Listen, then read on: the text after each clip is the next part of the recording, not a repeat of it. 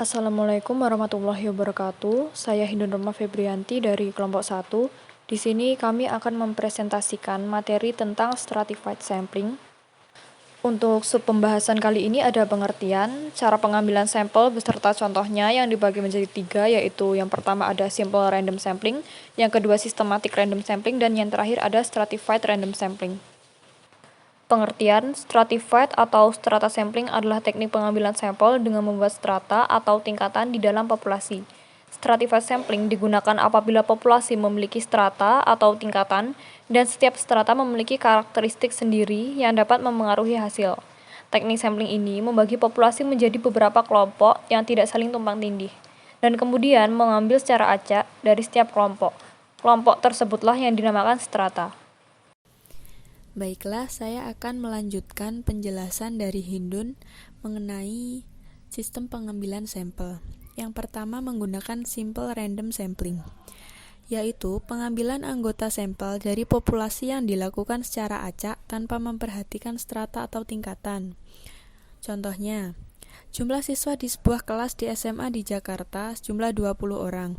Akan diambil sampel anak yang akan menerima bantuan sejumlah 5 orang. Maka, pengambilan sampel ini dapat dilakukan dengan melalui undian dari nomor absen siswa. Dapat juga melalui lotre. Selanjutnya adalah systematic random sampling. Systematic random sampling adalah pemilihan individu atau anggota tertentu dari seluruh populasi. Metode ini sering dilakukan mengikuti interval yang telah ditentukan. Cara pengambilannya, yang pertama, berikan nomor pada setiap populasi. Misal ada 50 orang dalam populasi, maka diberi angka 1-50 pada anggota populasi. Kemudian, tentukan ukuran sampel yang diperlukan. Misal memerlukan 10 orang. Yang selanjutnya, bagi populasi berdasarkan ukuran sampel.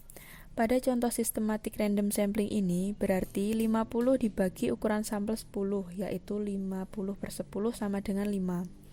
Maka pilihlah anggota setiap kelipatan 5.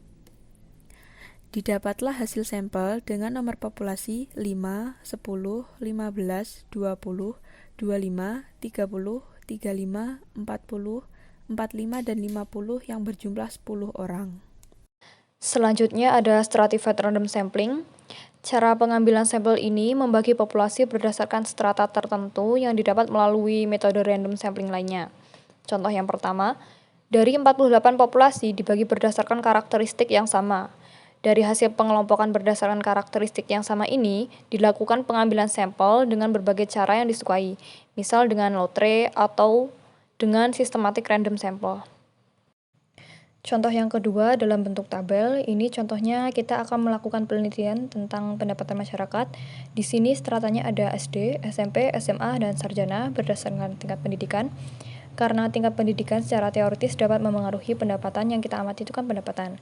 Maka, tingkat pendidikan dianggap sebagai sebuah strata. Tapi kalau masalah tinggi badan, tidak ada kaitannya berarti bukan merupakan sebuah strata. Jadi, yang dimaksud dengan strata adalah tingkatan yang secara teoritis dapat memengaruhi hasil pada penelitian.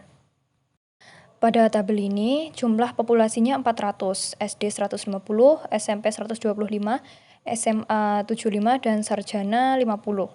Kemudian kita proporsionalkan, yang SD proporsinya 37,5%, SMP 31,25%, SMA 18,75%, sarjana 12,5%. Nah, itu kita kalikan dengan ukuran sampel yang akan kita ambil. Misalnya setelah kita menentukan ukuran sampelnya adalah 50. Maka proporsinya 37,5%. Untuk SD dikalikan 50 ketemu 19. Untuk SMP proporsinya 31,25% dikalikan 50 ketemu 16 dan selanjutnya. Yang akhirnya diperoleh jumlah sampel 50.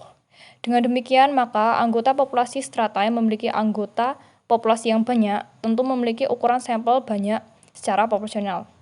Dan bagaimana cara mengambil 19 orang dari strata SD itu dapat dilakukan secara random, entah dari undian random maupun tabel bilangan random.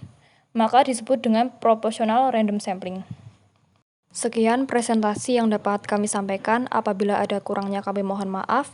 Terima kasih. Wassalamualaikum warahmatullahi wabarakatuh.